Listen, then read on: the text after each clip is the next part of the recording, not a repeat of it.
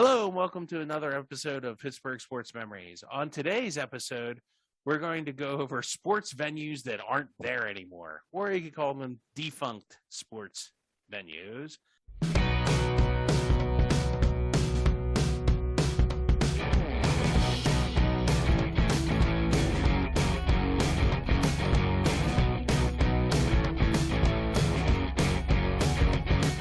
As usual, I'll be joined by my co-host, Tim Hannon. And he's going to be joining on our journey through the past of sports venues, some of which we attended, some of which we probably, I could definitely say neither of us ever did. So, but, these were all places that some of the most cherished and legendary sports moments, Pittsburgh sports moments happened. Well, unfortunately, as most things in life happen, Father Time is undefeated. So, they saw their prime come and go, and they now only exist in the memories of the fans who attended them. So, we're going to go over them. So, without any further ado, we will jump right in here. The first one up on our list is the Civic Arena, or, I guess Mellon Arena, if you remember it as that name later in its career. But it was mainly the Civic Arena, right, Tim? It would always be the Civic Arena to you. I never called it the Mellon Arena. It was always the Civic Arena, huh? Yep. Those melons and their money, right? So, a quick background. It was built for the Pittsburgh CLO, which is the Civic Light Opera, which they do like plays and such. And it became the home of the Penguins in 1967. It was really built to be an amphitheater for concerts, but over time it became known as the Igloo, and it was primarily known for the Penguins. I can't remember the last time the CLO did a concert there, or play, or Annie Get Your Gun, or whatever, Les Miserables, or they always did it at the Benedum, not the Civic Arena. So it was in service from 1961, so it actually predated the Penguins by 6 years. So they actually were. That's weird that they built that and actually did not have a major tenant till 1967. So, and it, of course, was out of commission in 2011. Teams that played there, the Pittsburgh Wrens, which we've covered, the Pittsburgh Hornets of the AHL actually played there. They were the professional hockey team that predated the Penguins. They were the AHL team. Duquesne actually played there from 1964 to 1988. The Pittsburgh Pipers and Condors, of course, the Penguins from 67 to 2010. They had an ABA finals in 68 with the Condors. Who could forget those Pittsburgh Triangles, the World Team Tennis in their championship? Of course, the Pittsburgh Spirit and the Gladiators. And it also was home to the Stanley Cup Finals in 91, 92, 2008, and 2009. And there was a couple other teams that did. Of course, the other stuff the venue hosted outside of Penguins games and Stanley Cup Finals was the Civic Light Opera. I mean, I'm sure Tim, and that was only from 61 to 73. So maybe that's why me or Tim never saw any, Civic Light Opera stuff there. Because, Tim's a big patron of the arts. Well, it's funny that, like you said, that's what it was originally built for. If you talk to my mom, she'll tell you she would go there, I think it was Friday nights after work. I think her and her sister would go there for the Civic Light Opera. I mean, that's what it was for. They would open the roof when it was warm, and they would do the Civic Light Opera there. And you're right, it was not built as a hockey arena. That was never its intended purpose. Yeah, really. And it showed. The Beatles on September 14th, 1964 played a concert there. Can you guess what the cost of a ticket was to get into the Civic Arena to see George Harrison? This is the original lineup, of course. Paul McCartney, John Lennon, Ringo. Ringo was in the Beatles by 64. Oh, yeah. So this would have been after Ed Sullivan? I would say so. I think Sullivan was 63, right? So this would have had to have been a pretty expensive ticket, right? It would be a grand total of $5.90. Wow. Which I don't know what that would be, 1964 to 2022. True. But still, that could only be like $15 or $20 at the most. Right. Which would, considering what concert tickets go for now, it's Wow, crazy. The last concert there was the James Taylor and Carole King's Troubadour reunion tour. That was at June 26, 2010. I didn't know Carole King. I guess I thought Carole King had passed away by 2010, but unless they were just singing her songs, I don't know. But good times were had there. I remember I saw a Billy Joel concert there. I think. Yeah. Yeah, I was with you. Yes. That was in 1999. Yes. I think I went and saw another Billy Joel concert. I think I've seen him twice there with Elton John. Oh, okay. That one was not. Yeah, the 99 one was not Elton John, but yeah, I've actually seen Billy Joel twice there. The big moments that happened there, of course, Game 6 of the Stanley Cup 2008, the Penguins lost to Detroit. Mario scoring 5 different ways on December 31st, 1988 against the Devils. So he scored on an empty net, power play, penalty shot, and even strength. Has anybody done that since? No. Wow. So there's a bit of history for the Civic Arena. Muhammad Ali KO'd some guy named Charlie Powell on January 24th, 1963. And, of course, it hosted the city game between Duquesne and Pitt in basketball many, many times. Coppin State, do you remember the 15th seed? This is in the tournament. Knocked off South Carolina, a 2 seed in the NCAA tournament, 78-65. That was in 97. I remember that. I remember that, too, because I was going to Duquesne in 1997, and Duquesne was the host school. Even though it was the Civic Arena, Duquesne was the host school, and I remember that being, the huge thing in the tournament that year, Coppin State winning a game as the 15th seed. Yeah, because 15-2s didn't happen. I still think they're pretty not common, right? Right. It's pretty rare even today. Yeah. Yeah. Of course, that infamous 5 overtime game between the Penguins and Flyers, which we all probably care to forget. And of course, the Yager goal in 1999 to beat the Devils in overtime, which we went over in the goal that's the goal that saved the Penguins. Yeah. So, fun stuff I remember. I don't know, Tim, maybe you remember. You're more into wrestling. There were a bunch of SummerSlams and WWE and WWF stuff. So, I got to see WW.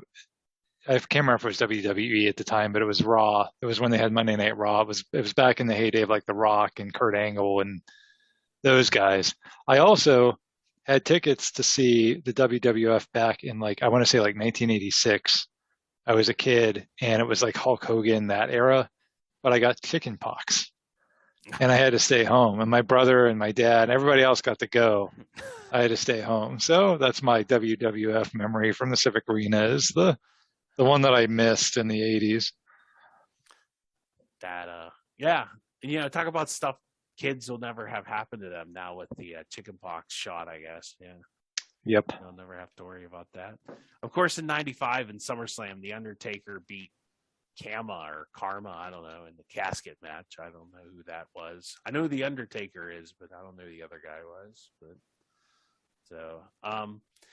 It had a retractable roof, like you said, and I remember in the movie The Fish That Saved Pittsburgh, the Pittsburgh basketball team with Dr. J and everybody else came through the roof of the Civic Arena in a hot air balloon. So, of course, the movie Sudden Death was filmed there, which was just, of course, great moments. They were blowing up cars in the parking lot. Who was it? What was it? Booth? Powers Booth was the bad guy, I think. Yeah. Murdering Iceberg. Yeah. Well, Iceberg was bad guy. He was a bad guy in that, so he deserved it. Yeah. Also, like we were talking about the roof couldn't be opened after was that the 90s? Yeah. Because Howard Baldwin built these like crazy seats way up in the rafters, so they couldn't open the roof anymore. I actually, our relatives had season tickets to the Penguins, and they are in like the first row of that way up there. And it was actually, they weren't like, the view was really good, but you would feel like you were going to fall out of the balcony because it was just so steep and just Like, it was ridiculous how that was just kind of like, just, I don't even know. It just felt like it was super glued in there. It was. It was. I had season tickets in 2002. I had season tickets up there because they were super cheap season tickets. They were like $20 a game or something. And you're right, it wasn't a bad view, but that there should not have been seats there. Like that was not a place where you really could have put seats, but they figured out a way to do it. And I watched people. You had to climb 1,000 steps to get up there. And I watched several times that season someone get to the top of the steps and refuse to go any further. Like they had never been up there before. They're like, no, I'm not. Nope, nope. They would walk right back down because they thought they were just going to fall off a ledge. Yeah, it's kind of impressive that nobody ever fell out of that. Like, Yeah, it was just so steep and so high. they had these real high railings to prevent that. Um, like in between every row is these big railings to keep you from literally from falling over. It wasn't comfortable either because like your knees would hit like the front of this because it was like everything was just really just squeezed in there. So it was just like, hey, let's throw some extra seats in the arena here. Okay. That was Howard Baldwin. If you can hang seats off the roof, I'm surprised that like he didn't have something where you were just like face down like spread eagle, like watching the game from like a suspended from like a bungee cord or something.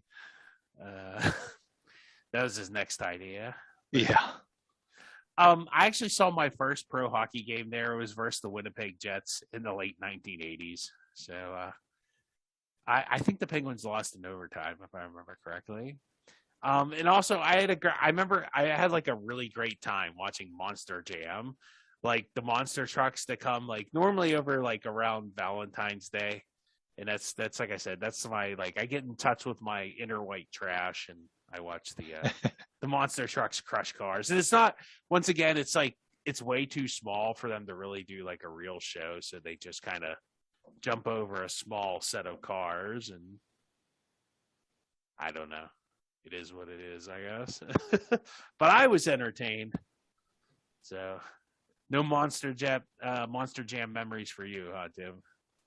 No, my earliest memories, I talked about this in a previous episode, were those Pittsburgh Spirit games in the early 80s. Because my parents took me to a lot of those before I ever went to a Penguin game or really even cared about the Penguins. I loved indoor soccer and went to a bunch of Pittsburgh Spirit games. And then later on, the Penguin games, and just a bunch of other events, like you said, like I remember seeing the Harlem Globetrotters there. Yeah, that's right. Yeah. Or like Disney on Ice, or right, right. Just anything like that. Yeah, I saw. I saw. Whatever the year Michelle Kwan, when she was the popular figure skater. Yeah, they had like the ice stars of right, right. Something like yeah, that. My wife grew up figure skating, so she wanted to go see Michelle Kwan, and we went and saw that. I mean, just so many events at that place. And the last event I ever saw there was the 2009 City game. You mentioned the City game being played there a lot.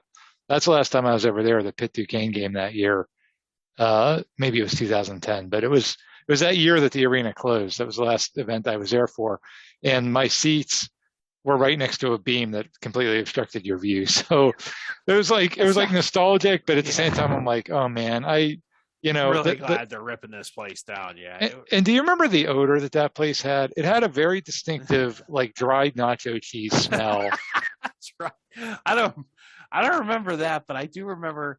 I remember I went to another game and we sat in like that level C, and like because there was an overhang of the next level, like to see because we're in the one end, to see the other end you had to like stand up because you couldn't see over people, and like then it would be blocked by the upper level of it was not conducive to watching hockey.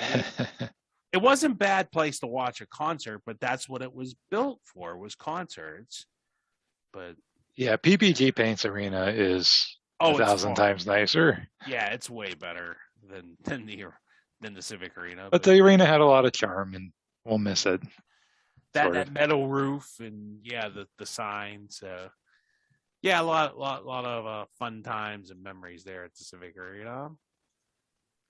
A place that I'm sure Tim attended many times here. Next on our list here, Exposition Park 2. Now, you didn't go to the first one because you weren't around for that, but the Exposition Park 2, the Electric Boogaloo is a. Yes, no, neither of us remember this because it was gone in 1915, which would be roughly, I don't know, 61 years before I was born. My father was not born for another 20 or 30 years. So I think my grandfather wouldn't have even have been born by the time, because my grandfather was born in 1918. So, wow. Exposition Park went back a ways there. It's the first ballpark for the Pirates. It was built in the 19th century, and it flooded. And the reason it flooded was because it was built in like 1891 or 1890, and they didn't have flood control on the rivers until the 30s. That was one of the New Deal projects from FDR. So whenever the whole north side doesn't flood, you can thank Franklin Delano Roosevelt for that. Or if anybody even cares about him anymore, but he was a fairly influential president. So, Steve, I apologize if I'm jumping the gun on this, and you were already going to tell us. Why was it Exposition Park 2?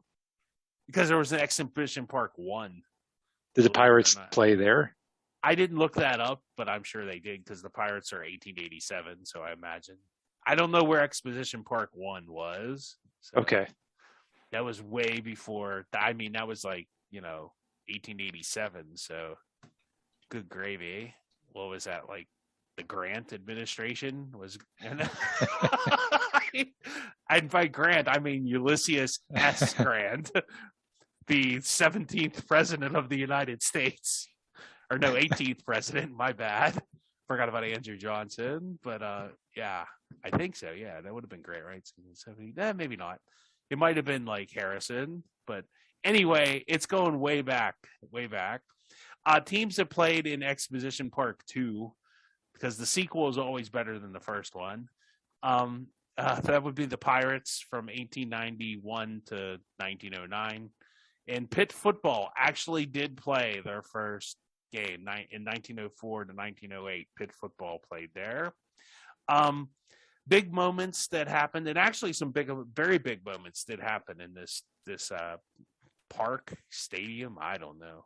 I don't even think it really was a stadium. I think it just was basically like a park with some stands.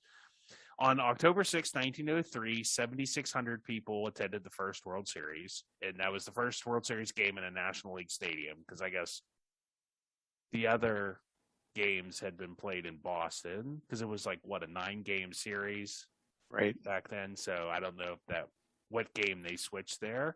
The Pirates won by 1 run.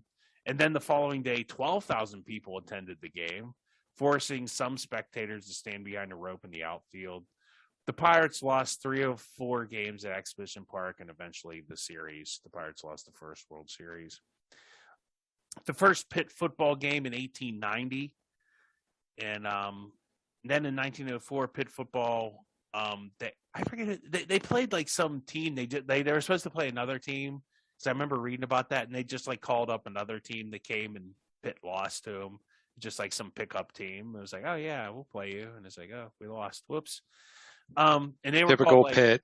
Yeah, and they weren't even Pitt back then. They were like Western Pennsylvania University, so they weren't even officially Pitt yet. This predates like Pop Warner by years. So in 1904, Pitt football went 10-0 and finished second behind the University of Pennsylvania. And the Pirates won the NL League pennant in 1901, 1902, which would have predated the World Series, and then again in 1903. In 1907, Pirate pitcher Nick Maddox threw a no-hitter there. That, of course, was the dead ball era, when you could like scuff up the ball and make it real dirty and throw spitballs and all kinds of fun stuff. And Fred Clark, the Pirates' most successful manager, managed there. And, of course, Honus Wagner in his prime played there. Hey, since everybody gets all worked up about, like, Barry Bonds and, like, steroids not getting into the Hall of Fame, Like, why do people not get mad at like the pitchers from like this dead ball era that threw like spitballs and scuffed balls and stuff? Isn't that cheating? Like back then it wasn't. It wasn't against the rules. So just throwing it out there. Are we gonna like all go back in time and like, that's it. You guys are out of the Hall of Fame because you cheated. But, Yeah, the moral of the story is people have cheated in baseball throughout the whole history of baseball. but it wasn't cheating back then. It wasn't against the rules to throw a spitball. Yeah, that's true. So yeah, you could also make the argument that they didn't play against African American players, so they didn't have that. I mean, I think there's all kinds of a justification you can do of why baseball's stupid for selectively eliminating people from its Hall of Fame. But that's a whole nother episode. Yeah. Fun stuff I remember, and by I remember, I don't mean stories that I've read about. Since I didn't have my DeLorean and I couldn't go 88 miles an hour, and I'm sure in 2022, plutonium can be found at any drugstore, but in 1915, it's a little hard to come by. Art Rooney Sr. almost drowned when his canoe overturned in the outfield. And, what would Pittsburgh sports be like if he didn't make it? I guess him and his two friends were rowing across the outfield for some reason because it would flood. And, he had, heavy boots and a coat, and he, fell in. And, somehow he made it to the bleachers on the other side of the field before he was not able to swim anymore. So that's kind of like what would have happened to Pittsburgh sports, if George Bailey wasn't there to save his yeah. What a stupid way to go, too. I drowned in left field of the Pirates ballpark. What? You drowned? Yeah. It's like, you weren't there to sign Terry Bradshaw. Terry Bradshaw's a Hall of Famer and a 4-time Super Bowl winner. Terry Bradshaw's a loser from Louisiana Tech. Yeah. Oh, well. That's neither here nor there. Our It's a Wonderful Life alternate. And we did do an alternative timelines. Maybe we should have visited that one indoor alternative timelines. But in line with the outfield flooding, which is just unbelievable, during a 1902 July 4th, and they played on July 4th, 1902 doubleheader against the Brooklyn Superbas. Remember that big rivalry with that team for Brooklyn, huh? Oh, yeah. An Allegheny flood caused the water to rise to thigh level in center and right fields and about head level in deep center. Players occasionally caught a ball and dove under the water. Can you imagine, catching a ball and, splash? Woo! I guess it counts as an out, right? So the Pirates won both games of the doubleheader, and that in the rain and flooding. Other stuff that the venue hosted since this, was 1915. I'm not sure what was going on, but I'm sure Scott Joplin played some ragtime music there. I have a link to some Scott Joplin music if you're not familiar with him. Moving on from good old Exposition Park to One Duquesne Gardens. And this is another place that we'll just have to tell you about, I had to read about because I never went there. People talk about recycling and how people never recycled things. Well, this is a perfect example of reuse, recycle. So this was a trolley barn, and then somebody had the brilliant idea, hey, that place where we keep the trolleys? I bet we can put an ice rink there. That is some forward thinking. So in the 1890s, that's what they did. They said, okay, we're going to put an ice rink in a trolley barn. So there you have it. In 1890, the teams that played there were the Pittsburgh Pirates of the NHL. Ooh, tricky. Remember, they named a lot of teams the same. That was from 1925 to 1930. The Hornets, of course, from the AHL from 36 to 56. We covered them in the defunct teams thing. The Shamrocks, Yellow Jackets, which is more professional hockey teams. Some team called the Pittsburgh Bankers. I don't know. I guess you could cash their checks with them. What's weird is the Duquesne basketball actually played there from 1914 to 1956. I guess that was their home court for a long time. And Pitt basketball played there from 1905 to 1912. So very interesting that, both Pitt basketball and Duquesne, actually Duquesne for a very long time played up there at Duquesne Gardens. I'm not sure where this was located. I looked it up. It's in Oakland. Yeah, it's like the street is Craig Street. Yeah, Billy Conn Boulevard. Yep. Yeah. We'll go over that in a minute. Other stuff that the venue hosted was Cab Calloway in 1933. Heidi, ho, Heidi. I mean, no Cab Calloway. And some group called the Red Hot Peppers, not Chili Peppers. There's no Anthony Kiedis. That was in 1929. So whoever the Red Hot Peppers were, I'm sure was a heck of a show in 1929. And wasn't that in the middle of Prohibition? So that must have been really fun times, huh? Everybody drank their sarsaparillas. Big moments that happened at the venue. The first NHL game in Pittsburgh in 1925. A bunch of Calder Cup final games. Actually, a Calder Cup final game in 1951. That was, of course, with the Hornets. And Billy Conn, the famed Pittsburgh boxer, he fought at the Gardens. So fun stuff. I remember. This is, of course, things I read about. I never attended the Duquesne Gardens. So there's a small portion of the wall of the Duquesne Gardens in the PPG Paints Arena. I guess one of the luxury suites. They took part of the wall and put it there like as a nice little tribute to early hockey history. I've heard people talk about this on the radio and stuff, the old timers. And, it's just one of those venues that you've heard a lot about. And, of course, it was torn down during, I think, Renaissance 1 under David Lawrence. They built an apartment building there.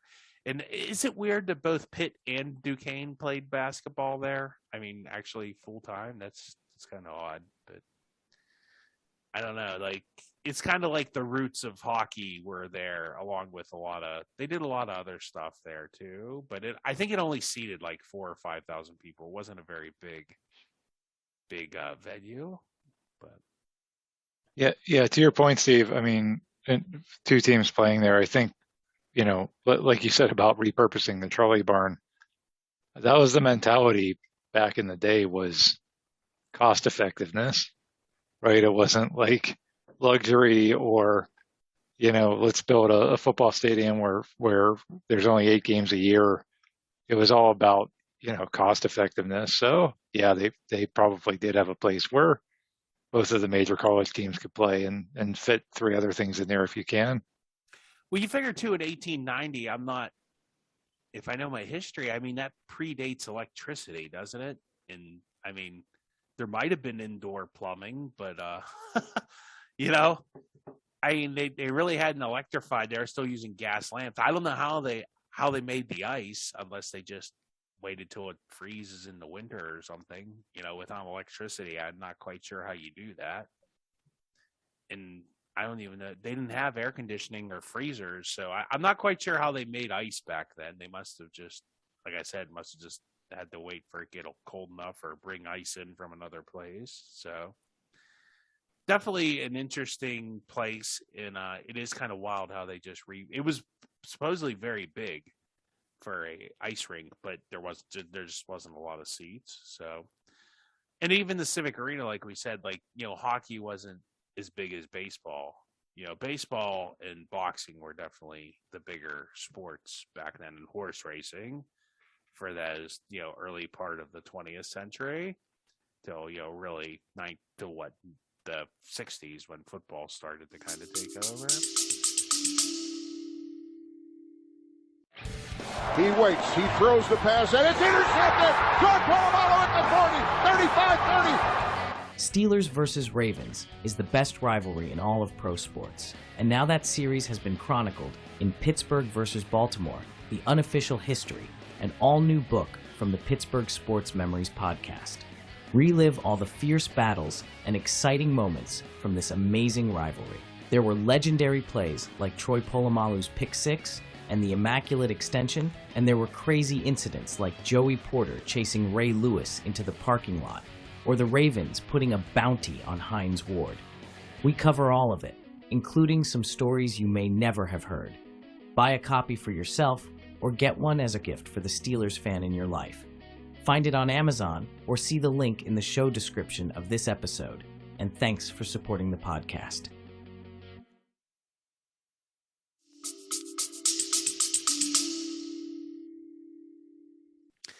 Another venue. Now, this venue still is standing, but I put it in here because it's not really used for what it was most remembered for, and that's Fitzgerald Fieldhouse, and that's on Pitt's upper campus. Would you say, Tim? Like, yeah, I mean, it's kind of down the street from where the Peterson Event Center is. Its background: it was built in 1951 for Pitt track, volleyball, gymnastics, and wrestling. And it was mainly known for hosting Pitt basketball until the Peterson Event Center. It was named after Rufus Fitzgerald, a chancellor at Pitt from 1945 to 1955. Wild Stallions rule, I guess. and there's another place that only seats 5,000. So years in service, 1951 to present. So it still exists. Teams that played there, that would have been Pitt basketball, of course, and Duquesne basketball, ironically enough, played at Pitt's on-campus court. Is that odd again? I mean, why did poor Duquesne? And Duquesne was successful, much more successful in basketball than Pitt was at this time, right? That was back when they were winning the NIT and stuff in the 50s. So why poor Duquesne didn't have a stadium all to their own? I guess I don't know when the Palumbo Center was built, but obviously not yet. Well, what do they call the Palumbo Center now? The Cooper Center or something. Yeah, the UPMC Cooper something Fieldhouse or something. Yeah. What they're UPM? So AHN can't. Well, no, AHN has the Riverhounds Highmark Stadium, so I guess that's their. Yeah, AHN hasn't moved in on that gig yet. Yeah, no, it's UPMC. Like everything else in this town, eventually will become a UPMC something or other. My house will eventually be the UPMC Tim Hannon household. Well, brought to you. I'll be the Hillman sponsored by the Hillman Center here or something. I don't know. Now, that being said, UPMC, if you'd like to sponsor the podcast, there's an opening. Hey, yeah. Other stuff that the venue hosted in 1962, JFK delivered a speech there. There was no sign of Lee Harvey Oswald. I think he was still in Cuba or Russia or not in Pittsburgh. So JFK was safe at that time. So thank God for that. Big moments that happened there here. I guess we'll just play this one. It's a pretty good one. We're back in Pittsburgh, where 23 years ago tomorrow, Jerome Lane and Bill Raftery became a part of Pittsburgh basketball history. Right, nobody's home. Picked off by Miller. Goes ahead. Lane's on the other wing. He finds. Yeah! Send it in, Jerome! Just inferior equipment and superior body strength. Game delayed 32 minutes till they found a new backboard up the hill at the old Fitzgerald Fieldhouse. And I've been with you, I can't count how many times, when somebody's come up to you on the street or in an arena and said, send it in, Jerome. That was a lot of fun. Sean Miller making the play. And I think for big guys, I used to say that quite a bit. I think I did a Duke game. I don't remember saying it. Of course, that's Jerome Lane breaking the backboard, which was just an awesome moment. And I remember when that happened. I don't know if I told that before. Like, my coach in rec league basketball was at that game and had the ticket and a piece of the backboard, and he brought it to like our next game or practice. I remember seeing that, and I thought it was just the coolest thing ever. So that was a great moment. That's one of those like underrated Pittsburgh sports moments, and that's funny. Bill Raftery, I mean, he really made that moment. That whole "Send It In, Jerome" clip. I mean, it's been played 1,000 times since then.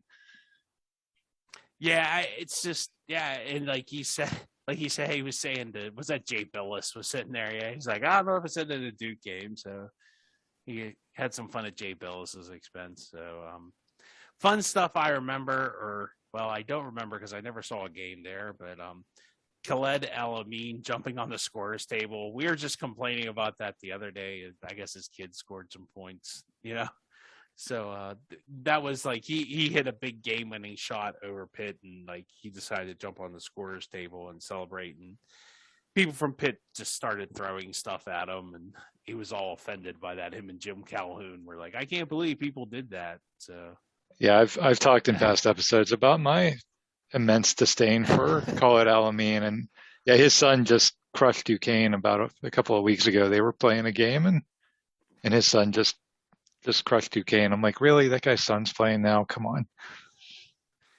Well, at least he didn't jump on the scorer's table down at the UPMC Chuck Cooper Center. A funny story. I was supposed to go to a Pitt basketball game there, and they had like Pitt basketball was really bad back then. So it was like you got 2 tickets for like $5 or something. It was something phenomenally cheap. So what my mom did was, instead of writing a check for like $5, because I guess she figured it was such a little amount of money, who would care? She just put the actual $5 bill in with the order form and sent cash through the mail. So can you guess if I ever got my tickets to that Pitt basketball game or not? Oh, that's sad. So you never got to go. No, I never got to go. Somebody at the Pitt ticket office or the mailman stole the $5 out of the envelope, and we got bupkis. And I don't have any memories of Fitzgerald Fieldhouse except for driving it on the way to like go to the Pitt Dental School or whatever I was doing up there on the upper campus. Maybe they'll clean up the Beachview post office someday, and they'll find an envelope that got stuck behind a cabinet somewhere that has your 1987 $5 bill in it. Yeah, with the order form. Yeah, it's like, I was really supposed to see Pitt Syracuse that year. But anyway, that's the Fitzgerald Fieldhouse. So you never went there either, right? No, I was never really a big Pitt basketball fan. I was always more of a Duquesne basketball fan, and I just never made it there. I've been to the Pete several times, but never made it to the Fieldhouse back in the day. Yeah, neither have I. And I heard it's a fun place to watch a game. It's very small and like a very intimate. Like, you only seats 5,000 people. So, but hey, good times, and it's still around. So if you go see a track, or I think the volleyball team plays in the Pete. I think. I definitely know the women's basketball plays there. So, moving on to places that probably a little bit more well known. That would be One Forbes Field. In a little bit of background, owner Barney Dreyfuss built it in 1909 to replace Exhibition Park 2. Hang on a second, Steve. Time out. Wait, owner Barney Dreyfuss had the city raise taxes to pay for it? Is that what you meant to say? No, see, Barney Dreyfuss, I don't know what he did. I think he built like merry-go-rounds or Ferris wheels or something like that. So he didn't threaten to move the team and then have to have public funds. They would have laughed at him. Yeah. Like whoever was the Republican, because actually it was the Republicans who controlled everything back then. Funny enough, weirdly enough, the Republican mayor probably would have laughed at him. And I don't even think, like in 1909, I'm not completely sure of the history, but that's still, I'm not sure if the city had annexed that part of, that was Old Allegheny, the north side. So that might have still been its own city too. Okay. I'm not sure when the city annexed, which just sounds so. It sounds like Russia taking, like the city of Pittsburgh invaded the north side. Like, ha, you're all ours now. Ha, ha. There was like some big war of the north side. God, who would want to? No, I grew up on the north side practically. I went to church. I'm sure that if owners in 1909 could have figured out that they could, hold cities hostages for public funding, they would have done it. But they hadn't yet figured that out, unfortunately for them. They actually had to build their own parks. Imagine that. Yeah. I think too, like, I don't think sports had not become the cultural, like, what do I want to say, touchstone, or hadn't become like the cultural phenomena that it has become now. Like, you know, I think when the Dodgers left Brooklyn, that kind of like started that in the 50s, like that devastated Brooklyn so bad, you know, and that because teams came and went and folded and moved, and, you know, Kansas City, the football team had like 3 different, didn't they? Yeah, they moved to Texas, didn't they? After being in Kansas City, or they moved from somewhere in Texas to Kansas City. I mean, you know, Cleveland. How many times we talk about the Cleveland Barons? Weren't, you know, they went under, or, you know, what other the Pottsville Maroons, or, you know, how many teams have gone under like in those early 20th centuries? So why was it called Forbes Field? Well, it's named after John Forbes, who was a hero general of the French and Indian War. And that wasn't a war between the French and the Indians. You have to remember, the history was written from the English perspective. So from the English perspective, we were fighting the French and the Indians, or Native Americans if you want, but it's called the French and Indian War, which was really part of a bigger world war, which I didn't realize until a couple of years ago. But if you can't tell, I'm a bit of a history buff. So I'm sorry if it's showing in this episode, but it's always fun to kind of know where you came from. So John Forbes won a big battle and made Pittsburgh kind of, you know, if it wasn't for John Forbes, we might be all speaking French, and, you know, I don't know, we'd be like, you know, Quebec or something. We'd all be playing hockey more than we do now. So at the time in 1909, it was 25,000. He built a 25,000 seat stadium, I do believe, in 1909, or at least 15 or 20, which you figure the attendance, what did I say? The attendance of the World Series was only 12,000, you know, and that was only less than 5 years. So Barney Dreyfuss put his money where his mouth was and really took a chance there.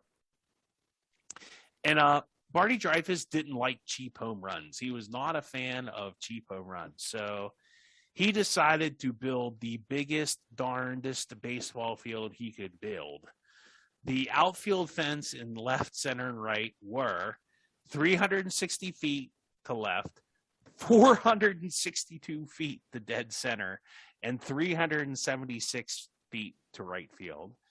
I think even now that would have to be, even if you redid that, that's have to be the biggest field at the majors, even if today, right? I can't think of like Coors Field. That's probably even bigger than Coors Field in Denver. I mean, they said it was so big out in center field that they used to leave the batting practice, like backstop, that they would move out for games. They would just leave it out in center field because nobody would hit it that far. I mean, 460 feet. That's unbelievable. That is way out there. So they wanted to add more seats, so they moved the right field fence into 300 feet, which is actually now pretty short even by today's standards. But they made the wall 28 feet high. So I guess that's kind of why in PNC Park, although they say it's 21 feet for Roberto Clemente, but Clemente played a lot in Forbes Field, so he knew how to play that. I've always heard stories like Clemente knew how to play that ricochet off that high fence there in Forbes Field. So didn't they move the left field fence in also after they signed? Yeah, the Killebrew's Garden. Was it Harmon Killebrew? No, it was Hank Greenberg. It was Greenberg. The guy that, That's it. Yeah, because they called Greenberg's Gardens.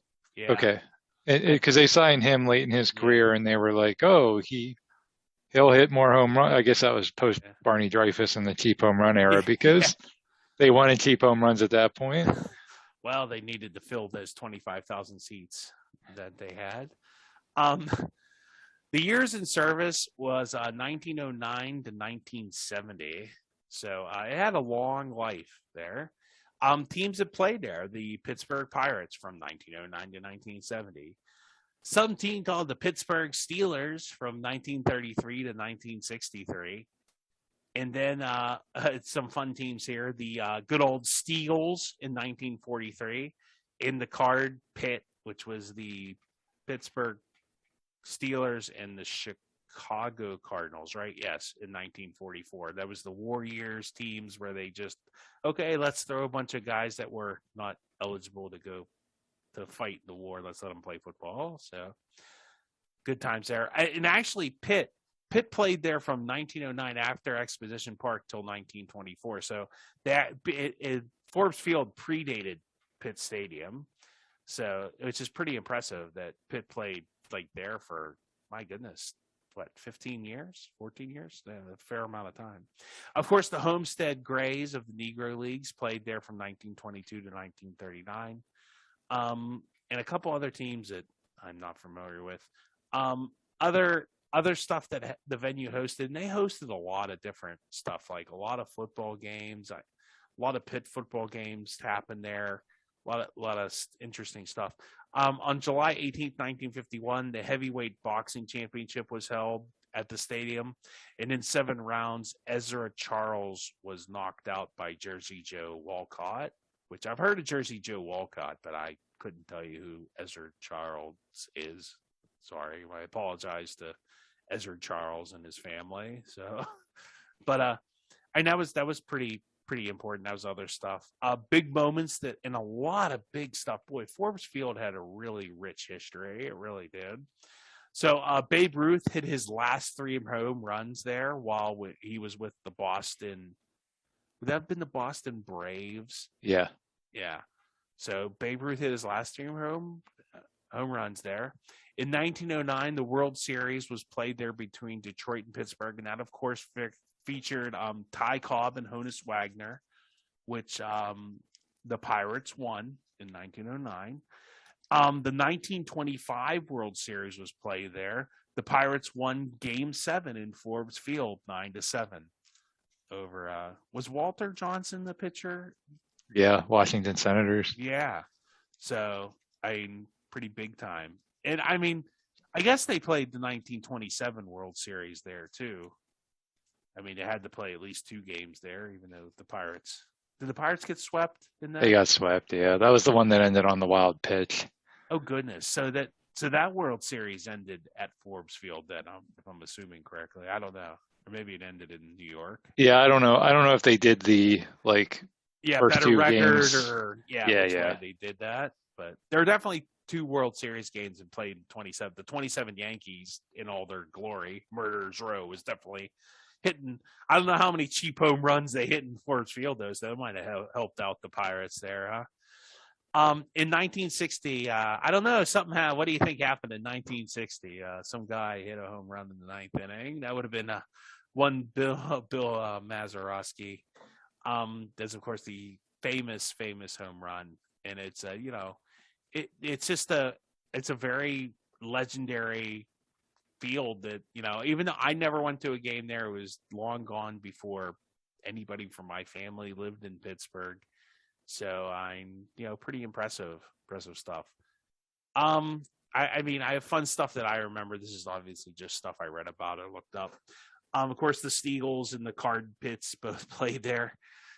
The 1951 film Angels in the Outfield was filmed there. Not the remake. What was that in the 90s with Danny Glover? It's the one from 1951. So, I actually went a couple of years ago. It might have been 5 or 6 years ago.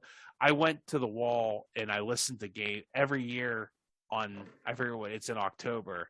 They have a replay of Game 7 of the 1960 World Series because the section of Wall still exists outside of, I guess that's Pottsford Hall in Oakland.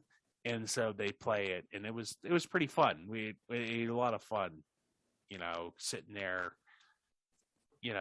listening to the game, and it was a pretty that game. We have to do a podcast on Game 7 someday. Even though it's kind of before our time, and we won't have any personal memories of it. It definitely is one of the greatest moments in Pittsburgh sports history.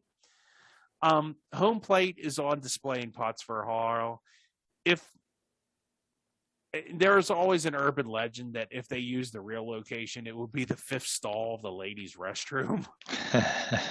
But now They say it's in the economic library, so take your truth where it lies, I guess, on that one. There's also, like, I've heard, like, tales, like, there's no, like, real evidence or written history of this, but there's just stories of Josh Gibson hitting home runs halfway across Oakland. Any good Forbes Field stories there, Tim? Obviously, no personal memories for me, but I know my dad always talks about going to games with his dad at Forbes Field, so he always has really good memories of that place. And it was a whole generation of Pittsburgh baseball fans that that are still here that remember Forbes Field very fondly. And like you said, that having the Mazeroski home run there, it'll live forever because of that one moment. Yeah, it's just one of those iconic things that have happened in Pittsburgh and just gives Pittsburgh an identity. And like I said, I highly recommend it. It is fun if you have an afternoon to kill on that in that October day. Go out there and listen to the replay of the game. It's just a lot of fun. So moving on to places I have attended, and Tim has attended there too. Pitt Stadium. Woo. And we talked about the last game and stuff, but this is one of my favorite places to watch a football game. It always was, probably always will be. The background, it was built as a replacement for Forbes Field in 1925. Pitt wanted its own stadium. Pitt and the Steelers both played there for a very long time. Its years in service were 1925 to 1999. So both Pitt and the Steelers moved out of Forbes Field and played there. Although I think the Steelers still occasionally played a game at Forbes Field even after that. So teams that played there, that would be your Pittsburgh Panthers of the NCAA, the football, soccer, track and field. Carnegie Tech, I guess that's Carnegie Mellon, actually played there from 1929 to 1943. And the Steelers played there in 1942 and then 1958 to 1969 is what I have for them playing there. The Pittsburgh CLO actually was hosted at Pitt Stadium from 1946 to 1958. I guess that's where they were before the Civic Arena was built, or the Stanley Theater, the Benedum or Heinz Hall. I don't know. So, big moments that happened at Pitt Stadium. Oh my goodness. All the great games against WVU and Penn State, of course, just the great moments that there. All the Pitt football. I remember watching Curtis Martin there. I did not get to watch Dan Marino, but Dan Marino played there. Russ Grimm, Bill Fralick, Tony Dorsett, but just all the great players that played at Pitt over the years at Pitt Stadium. And of course, the big Steeler, because the Steelers kind of stunk back then, but there's that Y.A. Tittle picture that's at Pitt Stadium, like of his last game where like he's like bloodied and beat up. That was actually at Pitt Stadium, because I remember when they closed the stadium, picture was in the paper as one of the moments that happened there. Fun stuff I remember. I remember they didn't have lights until 1985. So you couldn't play a night game at Pitt Stadium till 1985, which just seems really odd. I guess that's why maybe they played some of their other game, because like I think the game in 1976 where they went undefeated, they played Penn State at Three River Stadium. They did not play them at Pitt Stadium, probably because they didn't have lights. I remember it only had two bathrooms, a men's and a women's room. So the lines were really long. It really was not. It needed updated, and they just decided to rip it down. And there's always a rumor that I always thought they could have remodeled it, but I've heard people say the foundation wouldn't have supported it or something. So who knows? The ridiculously uncomfortable metal bench seats. They were like these bench seats that were aluminum, and they would get really cold, and if it rained, you would freeze. So. And, of course, me and Tim have talked about it many times. The last game insanity, people ripping up the turf and trying to steal the benches and just general silliness like that. But just so many great – I mean, there was definitely, some not so great memories. The 93 game against West Virginia, but that last game made up for a lot. And yeah, I just a lot of fond memories. It's kind of where I grew up learning about football and just fun times. Yeah, a lot of good memories to overshadow some of the stuff you said about, your back felt like garbage after you sat there for 3 hours because there was no back on the seat, or, the bathroom problem and all that. But like you said, just a fun place to go on a Saturday in the fall and watch Pitt. And after the game, we used to walk down on the field and go out through the one end zone. Do you remember that? Like no, I remember people doing that, but we never did that. Yeah, you just walk down on the field to leave. Yeah. And you'd walk across the field and you'd go past the players who were walking off the field. And yeah, it was a neat atmosphere. It was an on-stadium campus, which we talked about. That's something that a lot of people are upset about not having that today. So yeah, I agree, Steve. I have a lot of fond memories of that place too. And I think we were very blessed to be there for the final game against Notre Dame. That was, as you said, an experience. Yeah. One of my favorite places to watch a football game. And the sight lines were great. Like, it wasn't like Three Rivers where you had to stand up to see an end zone. Like, from anywhere you sat, you could see the whole field. It wasn't like the Civic Arena or like, I don't know. I never went to Forbes. I know Forbes Field, they had obstructed view seats with the poles and stuff, but not at Pitt Stadium. It was just a bowl and it was simple and the sight lines were great. I just really wish they could have updated it and kept it, but yeah, not to be. So last but not least on our places that aren't anymore, and this is probably the place, I know outside of Forbes Field, I'm not sure like who has more success. Maybe we could debate that a little, but Three Rivers Stadium. The background of Three Rivers Stadium, it was a multi-purpose stadium built in the late 1960s to replace Forbes Field and to give a home to both the Steelers and the Pirates. So they figured out, I think there was some public funding that went into Three Rivers Stadium, if I'm not mistaken. Yeah, because they had the stadium authority. Years in service, it went from 1970 to 2000. And teams that played there were Steelers, Pirates, Pitt football, the Maulers, of course, Duquesne Dukes, the Duquesne team played there in 1971. And what a list of this place is legendary. I mean, it hosted 7 AFC championship games, 4 of which the Steelers won. It had the 1974 and 1994 baseball All-Star game. And it had the first World Series game in 1970 to be played on AstroTurf. It had the first night baseball game in postseason baseball. That was Game 4 of the 1970 NLCS. So that was the first night baseball game. And the first baseball game was the Pirates losing to the Reds 3-2 on July 16th, 1970. Other stuff the venue hosted, oh my goodness. There are so many concerts that happened here. I couldn't even begin to list them all, but the first one was Three Dog Night in 1971. And do you remember the last concert at Three Rivers Stadium? Do you know who that was, Tim? Was it somebody that was big in the year 2000? In the year 2000? No, it was NSYNC and Pink. So it was somebody that was big in the year 2000. Okay.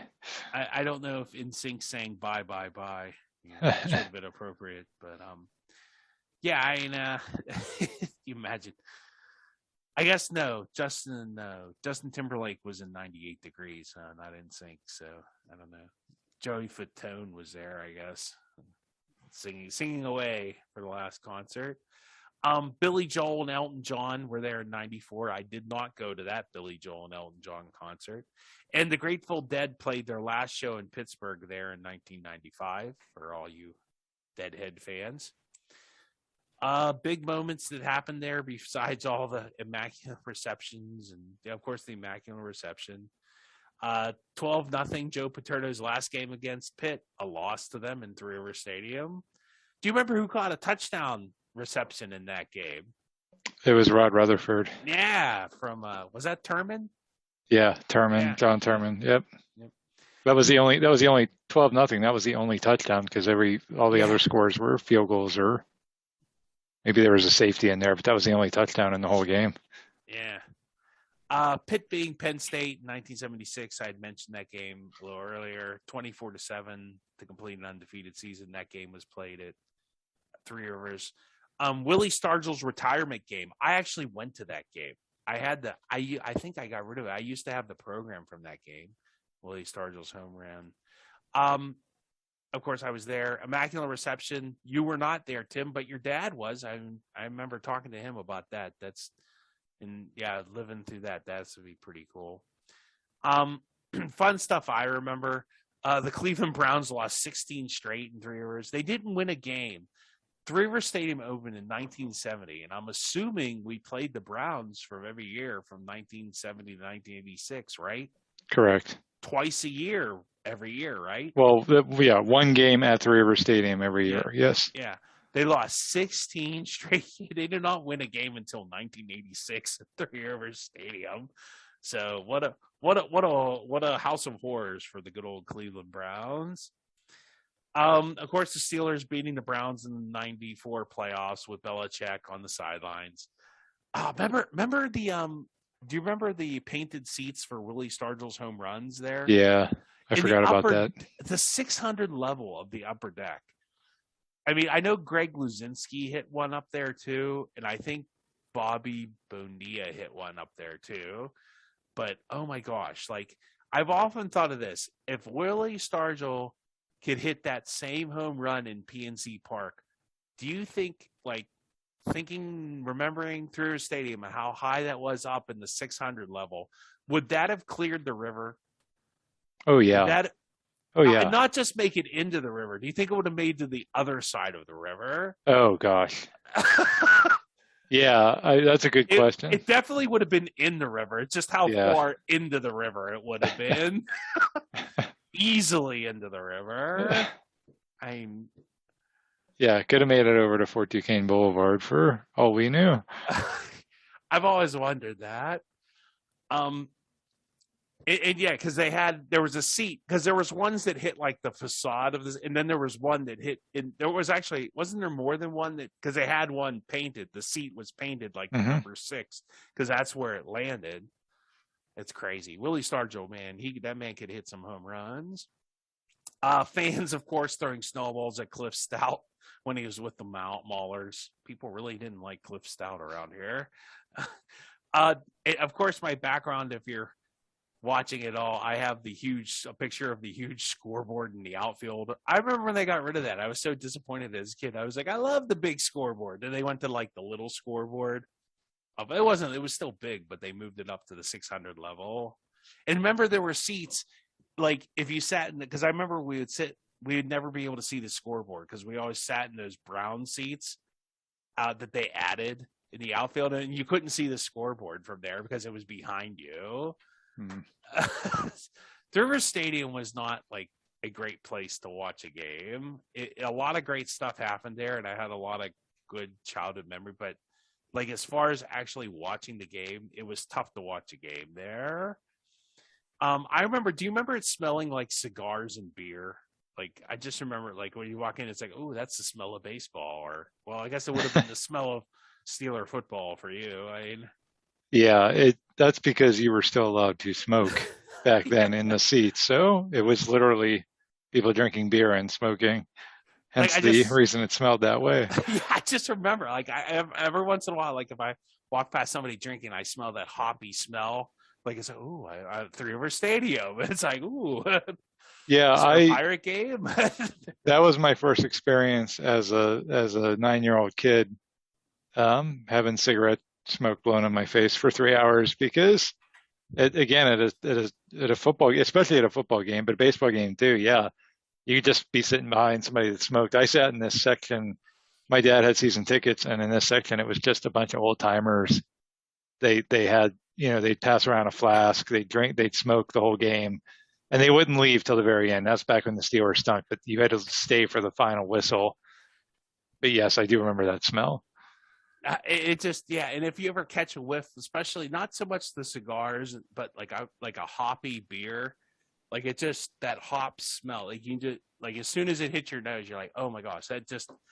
I guess it's just the way your brain associates smells with memories, and it's in my head.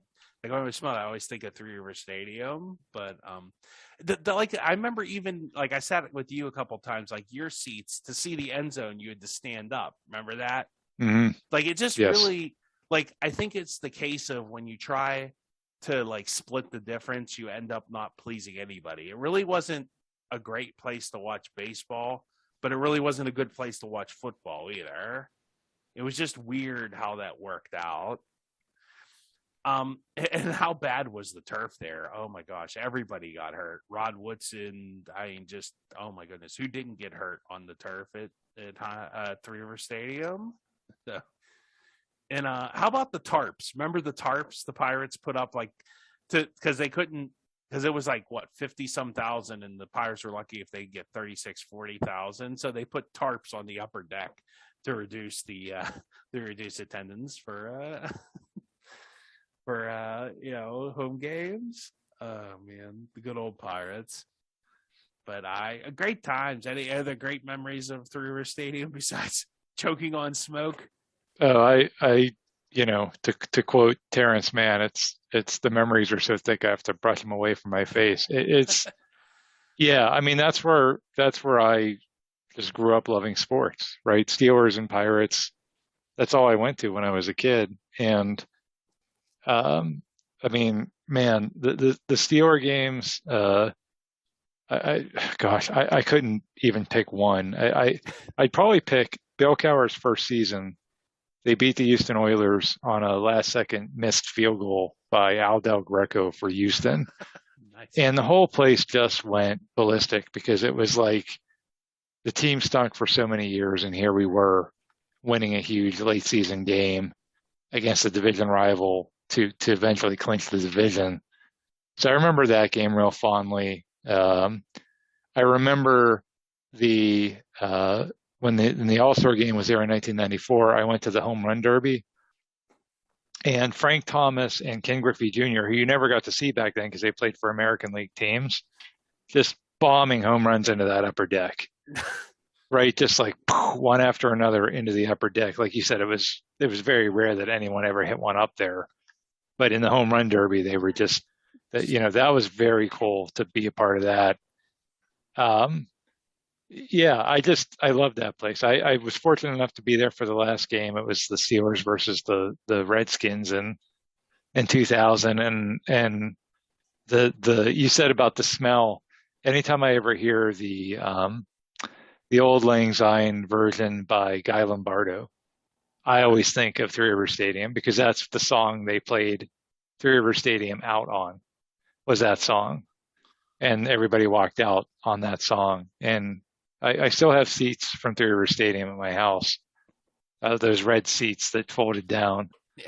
So I still have a piece of that stadium. But yeah, I love that place. You're absolutely right, Steve. It was not trying to do a combination football baseball stadium left a lot to be desired. I really hated how there was like the big right field, left field that was still left over for the Steeler games. They used to put cars there. If you watch like a 80s Steeler broadcast. Yeah. You'll see all these parked cars, and it looks really odd. It's like we just let Franco park on the field so far. We ran out of spots in the parking lot. Yeah, but I mean, so many, just so many memories there for us going to games, and then just for the teams. I mean, World Series and AFC Championship games, and that's when those two franchises that played there really became, just indebted themselves to the city. So yeah, that stadium, like you said, between that and Forbes Field, those will probably be the two most remembered. Even if they tear down Heinz Field 20 years from now, I don't know that Heinz Field will ever have the nostalgic factor that Three River Stadium had. I really don't. Yeah, I guess I don't know why Heinz Field has somewhat more of a generic feel, but it really shouldn't, because I just liked it better when they didn't add the extra seats, because it made it so tough to kick a field goal there. And I thought that was part of the charm of that place, was like, okay, you can't just Justin Tucker can't just wander on the field and kick a 50-yard field goal here. you're a really good field goal kicker, but you ain't kicking the 50-yarder here, dude. You go save that crap for Baltimore, I just like, I really wish they wouldn't have gotten rid of that. I wish they would have, no offense to Chris Boswell, it makes his life tougher, but it makes everybody else's too. And I think they lost a lot of their home field advantage with that. The turf had to be fixed, and the turf in Three River Stadium was really bad. There was always artificial turf, and it just, so many people got hurt there, and it ended people's careers. And they didn't have I think they did at one point have a completely like dirt infield, but then they went to they just called them sliding pits, like base pits, because the infield was even turf. So in baseball, the ball would really get there really fast. So it just when it's like I said, when you try and split the difference, sometimes you don't serve either thing well. And that's kind of what happened with Three River Stadium. Although you could say, Three River Stadium was kind of generic because Riverfront in the vet in Philadelphia, Veterans Stadium, looked kind of exactly the same. So, and I don't know. It's just maybe just because we grew up with it, and I still love that big stadium or that big scoreboard. Where you were really upset when they got rid of that big scoreboard, weren't you, Tim? Or not? That you're right though. There was really nothing special about that stadium. Like you said, they literally built. It's like if you go to a plan of homes and you're like, oh, there's that same home 4 times because it's the same model. There's the Montenegro or something. Right. I mean, Riverfront Stadium, you'd watch a game at the Vet or Riverfront or even Busch Stadium, St. Louis was very similar. You'd watch those games. I always thought Busch was a little different because they had those arches. They had those. It was more unique, but it was the same general idea because they had the Cardinals. They had the Cardinals football and Cardinals baseball. Yeah. But you'd watch a game, especially Riverfront. I mean, you'd watch a game at Riverfront. You could not tell that it was not Three River Stadium. Yeah. And so there was really nothing special design-wise about Three Rivers. It had those narrow corridors. It had a really lack of bathroom space. I mean, people would urinate in the sinks all the time in the men's room because Pitt Stadium only had 2, so it was a vast improvement over that. But I mean, it was crowded. Heinz Field, so much, the amenities at Heinz Field are 100 times better. That all being said, it's just the nostalgia factor. We grew up on it. We were kids. That was our first exposure going to the game, and we loved it. Yeah, speaking of Pitt, we still remember that Pitt, North Carolina game where, Willie Parker, so many people that were going to become a key part of the Steelers played in that game. We didn't realize it. We didn't realize Willie Parker, Jeff Reed, and who was the long snapper was in that game too, against Pitt. It's oh my goodness. And that was 99? When Pitt was in between stadiums. It was 2000. It was the year they played at the Rivers. Yep. Yeah. So I guess nostalgia is what you make it. But well, I hope you enjoyed today's podcast you remember some of these places if you attended there. Add to the memories. Check us out on Twitter. Let us know what your favorite stadium was or was not. That's Pittsburgh Sports Memories, and check us out on the internet and rate us well on whatever podcast service you listen to. And thanks for listening.